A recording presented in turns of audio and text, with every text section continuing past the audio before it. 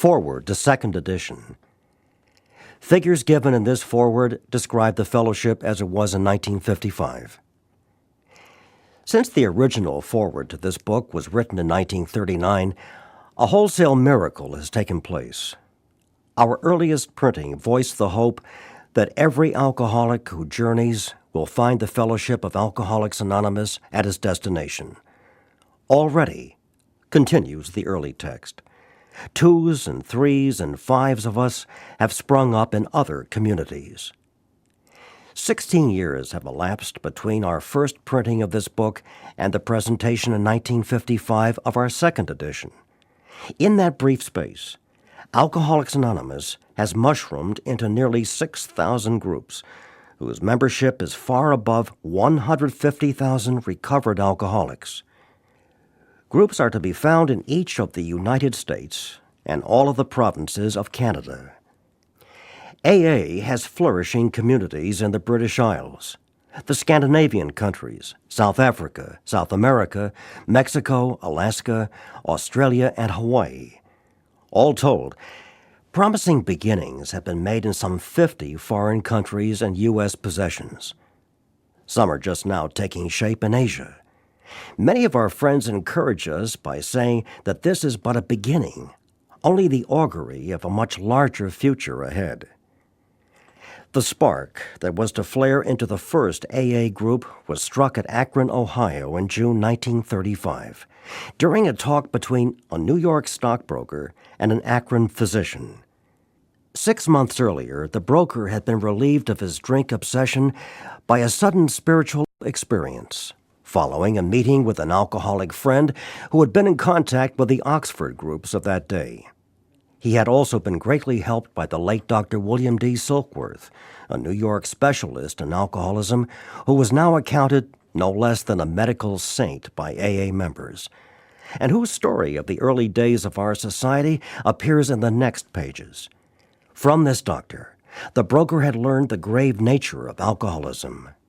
Though he could not accept all the tenets of the Oxford groups, he was convinced of the need for moral inventory, confession of personality defects, restitution to those harmed, helpfulness to others, and the necessity of belief in and dependence upon God. Prior to his journey to Akron, the broker had worked hard with many alcoholics on the theory that only an alcoholic could help an alcoholic, but he had succeeded only in keeping sober himself. The broker had gone to Akron on a business venture which had collapsed, leaving him greatly in fear that he might start drinking again. He suddenly realized that in order to save himself, he must carry his message to another alcoholic. That alcoholic turned out to be the Akron physician. This physician had repeatedly tried spiritual means to resolve his alcoholic dilemma, but had failed.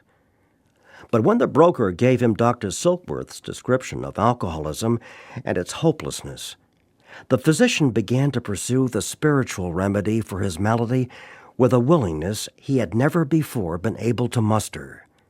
He sobered, never to drink again up to the moment of his death in 1950. This seemed to prove that one alcoholic could affect another, as no non-alcoholic could. It also indicated that strenuous work, one alcoholic with another, was vital to permanent recovery. Hence, the two men set to work almost frantically upon alcoholics arriving in the ward of the Akron City Hospital. Their very first case, a desperate one, recovered immediately and became AA number 3. He never had another drink. This work at Akron continued through the summer of 1935. There were many failures, but there was an occasional heartening success. When the broker returned to New York in the fall of 1935, the first AA group had actually been formed, though no one realized it at the time. A second small group promptly took shape at New York, to be followed in 1937 with the start of a third at Cleveland. Besides these, there were scattered alcoholics who had picked up the basic ideas in Akron or New York, who were trying to form groups in other cities.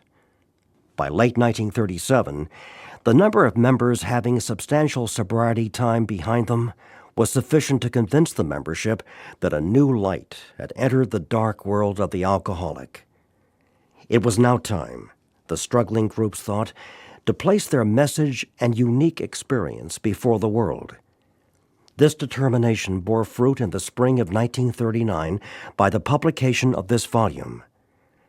The membership had then reached about 100 men and women. The fledgling society, which had been nameless, now began to be called Alcoholics Anonymous, from the title of its own book. The flying blind period ended, and AA entered a new phase of its pioneering time. With the appearance of the new book, a great deal began to happen. Dr. Harry Emerson Fosdick, the noted clergyman, reviewed it with approval. In the fall of 1939, Fulton Ausler, then editor of Liberty, printed a piece in his magazine called Alcoholics and God. This brought a rush of 800 frantic inquiries into the little New York office, which meanwhile had been established. Each inquiry was painstakingly answered. Pamphlets and books were sent out.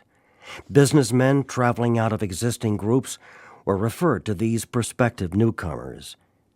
New groups started up, and it was found to the astonishment of everyone that AA's message could be transmitted in the mail as well as by word of mouth. By the end of 1939, it was estimated that 800 alcoholics were on their way to recovery. In the spring of 1940, John D. Rockefeller, Jr. gave a dinner for many of his friends to which he invited AA members to tell their stories. News of this got on the world wires. Inquiries poured in again, and many people went to the bookstores to get the book Alcoholics Anonymous. By March 1941, the membership had shot up to 2,000. Then, Jack Alexander wrote a feature article in the Saturday Evening Post and placed such a compelling picture of AA before the general public that alcoholics in need of help really deluged us. By the close of 1941, AA numbered 8,000 members. The mushrooming process was in full swing. AA had become a national institution. Our society then entered a fearsome and exciting adolescent period. The test that it faced was this: could these large numbers of erstwhile erratic alcoholics successfully meet and work together? Would there be quarrels over membership, leadership, and money? Would there be strivings for power and prestige? Would there be schisms which would split AA apart? Soon AA was beset by these very problems on every side and in every group. But out of this frightening and at first disrupting experience, the conviction grew that AAs had to hang together or die separately. We had to unify our fellowship or pass off the scene.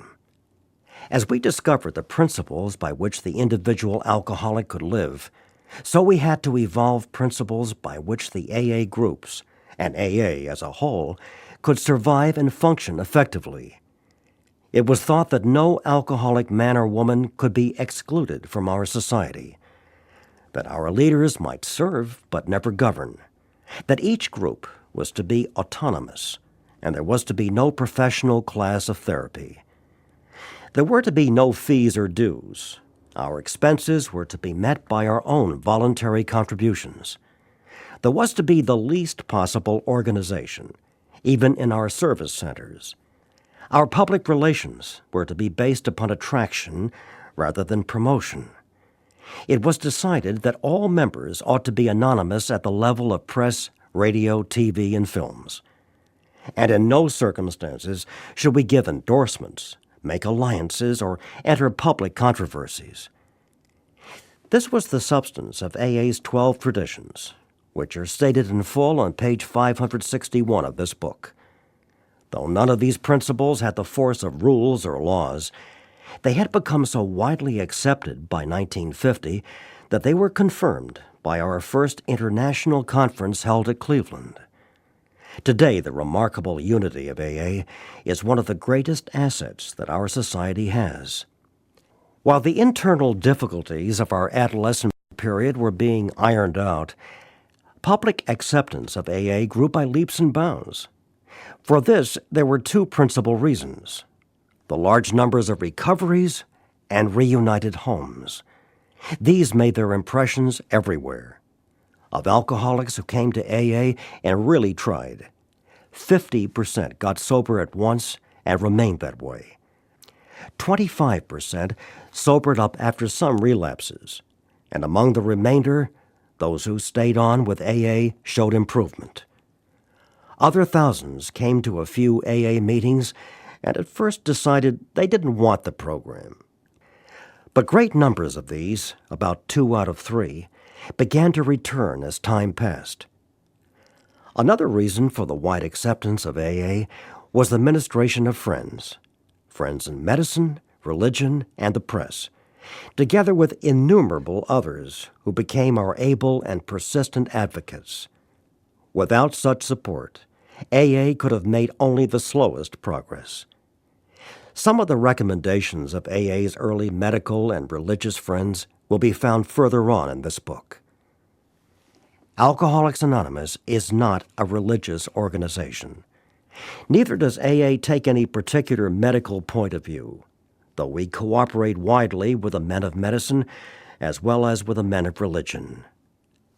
Alcohol being no respecter of persons, we are an accurate cross-section of America, and in distant lands, the same democratic evening up process is now going on.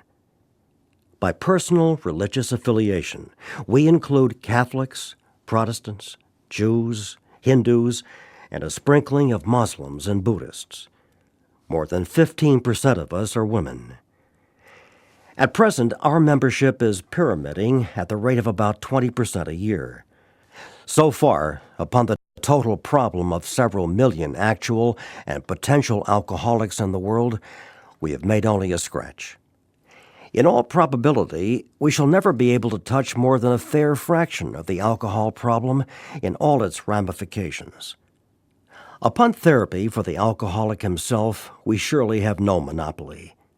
Yet it is our great hope that all those who have as yet found no answer may begin to find one in the pages of this book and will presently join us on the high road to a new freedom.